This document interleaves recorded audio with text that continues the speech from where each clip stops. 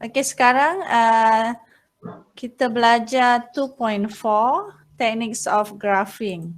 You all dah beli belum buku formula? Muka surat 41.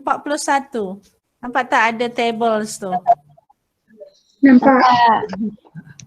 Okey, nanti kita akan guna formula ni Okey, as an introduction. 2.4 Techniques of Graphing. Teknik dalam melukis graph. The simple geometric concept of reflection and translation can be used to great advantage in graphing. Dalam topik kali ni,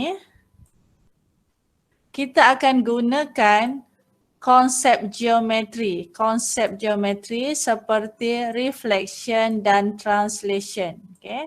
Dalam melukis graf, kita akan gunakan konsep geometri iaitu reflection dan translation. By translation of a graph, apa maksud translation? We mean a shift in its location. Ada berlaku perpindahan shift in its location such that every point of graph is moved the same distance in the same direction. Okay, dalam translation kita akan lihat bagaimana graf tu boleh bergerak sama ada ke atas, ke bawah dengan di mana semua titik, every point of the graph is moved in the same distance in the same direction. Kita akan lihat contoh kemudian ya. The size and the shape of a graph are unchanged by a translation. Tapi dalam translation ni ada benda yang tak berubah. Apa dia? Iaitu size dan bentuk. Kalau besar itulah dia pindah. Kalau bentuk M lah dia pindah dan sebagainya. Okay. Okay, di sini kita ada tables of formula. Kita ada beberapa perkara ataupun translation. Item-item dia iaitu yang pertama kita lihat vertical shift. Apa itu vertical? Garisan yang macam mana? Mencancang ke mendatar? Mencancang. Mencancang, dia gini kan? Okay. Vertical shift, bentuk persamaan dia ialah y sama dengan fx tambah k ataupun y sama dengan fx tolak k. Di mana nilai k ni adalah sebarang nilai yang membawa kepada unit. Maksudnya kalau k ini positif dia akan bergerak ke atas, kalau k ini negatif dia bergerak ke bawah. Okey, kita lihat contoh terus supaya you dapat faham konsep ni Contoh yang pertama. Use the graph of y equal to x squared. Di sini, you kena tahu bentuk y sama dengan x squared tu secara automatik. Bentuk dia macam mana? You kena tahu lukis y sama dengan x square. Dia adalah graf kuadratik dan senyum kan? Dan dia punya vertex pada 0,0. Ini adalah y sama dengan x square. Dari graf y sama dengan x square, you perlu dapatkan graf sama dengan x square tambah 3. Okay. Lihat asalnya x square. Kita punya graf yang baru x square juga, tapi ada additional terms, tambah 3. Dia mengikut konsep y sama dengan fx tambah k. Yang tadi, asalnya y sama dengan fx hanya x square saja. Tapi graf yang baru, fx iaitu x square tambah 3.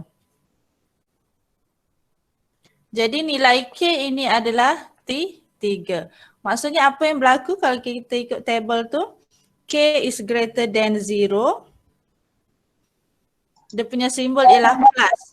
Plus tambah. Maka apa yang berlaku? Dia naik atas ke naik bawah? Dia naik atas ke turun bawah? Naik atas. Naik atas sebanyak 3 unit. So graf yang baru, saya guna color biru. Yang asal ialah x square, dari kosong kan vertex dia. Tapi bila naik 3, dia naik ke atas, vertex yang baru di sini dan graf bentuk yang sama, size yang sama. Okay. inilah graf yang kita nak, x² tambah 3.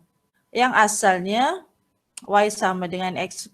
Kita tengok ni adalah x². x² tambah 3 maksudnya kita naikkan graf ni ke atas sebanyak 3 unit. Jadi 3 unit, vertex kosong jadi 3 kat sini. Dan you dah tahu vertex bentuk yang sama, senyum juga, size yang sama, just lukislah macam ni. Okay? Kita lihat soalan yang pertama. Steps dia ialah you kena lukis x² dulu. You kena tahu dah automatic y sama dengan x² tu macam mana. Okay, lukis dulu. x² adalah graf kuadratik dan dia senyum. Vertex dia pada 0, 0. Nanti dia dapat bentuk macam ni. Okay. Labelkan y sama dengan x². Pak sini you labelkan y, yang ini x. Graf yang baru yang perlu you lukis ialah x² tambah 2. Ada tambah 2 di sini. Jadi bila tambah 2, vertical shift ke horizontal shift? Kita, yes, kita akan dapat vertical shift. Vertical shift sama ada ke atas atau ke bawah. Soalan dia ke atas ke bawah? Kalau tambah ni, pergerakan ke atas. Okay. Saya lukiskan dengan color hijau. Maksudnya kalau asalnya kosong di sini, vertex yang baru 2. You kena labelkan nilai-nilai yang signifikan. Kena labelkan 2 tu.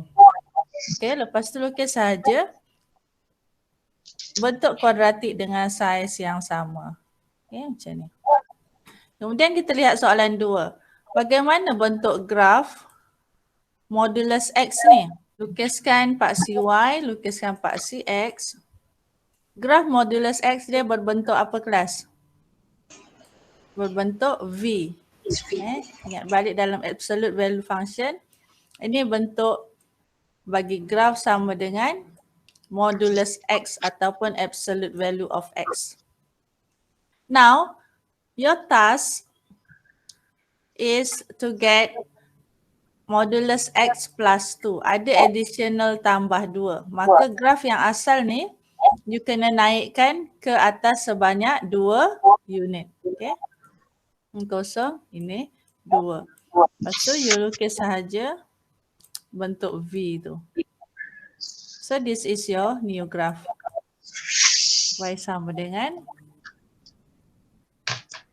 Madam, dia punya koordinat, madam. Ya. Koordinat dia. Koordinat apa tu? Yang negatif 27 tu mau tulis tak? Koordinat yang mana? Yang example tu kan, macam example tu negatif 1. Oh, tak perlu detail semacam ni. Tak perlu nak letak semua. Maksud saya yang signifikan macam ni je, nilai 2. That's it. Tak perlu nak sampai 1, 1, 2, 4, 1. Tak perlu detail sangat. Okay, apakah graf yang terhasil? You have to draw x² minus 3. But before that, you have to sketch this first. Y sama dengan x². So you lukis saja y sama dengan x². Ini you kena tahu sendirilah bentuk kuadratik senyum macam ni. Okay, paksi y, paksi x. Kemudian x² tolak 3, apa yang berlaku? Dia ada tolak 3 di sini. So graf asal ni jadi apa? Ke atas ke bawah? Ke bawah. Ke bawah sebanyak berapa unit? 3 unit. 3. Kalau kosong asal, so vertex yang baru negatif 3 dengan bentuk yang sama. Okay, macam tu. So ini menunjukkan graf merah ni adalah x² tolak 3. Dan yang biru ni apa? Asal yang asal y sama dengan x². Okay. Soalan nombor 4. Asal dia, you kena lukis modulus of x. Bentuknya apa kelas? V. Bentuk V. Okay. Kemudian, kita tak nak ni sebenarnya. Ini sebagai reference saja. You kena lukis modulus x tolak 2. Okay. Jadi apa yang berlaku? Translation apa yang berlaku untuk dapatkan modulus X tolak 2? Apa pergerakan dia? Ke bawah. Ke Bukan. bawah sebanyak berapa unit? 2. 2 unit. Very good. So negatif 2 di sini dan you lukiskan graf V. Okay, boleh faham?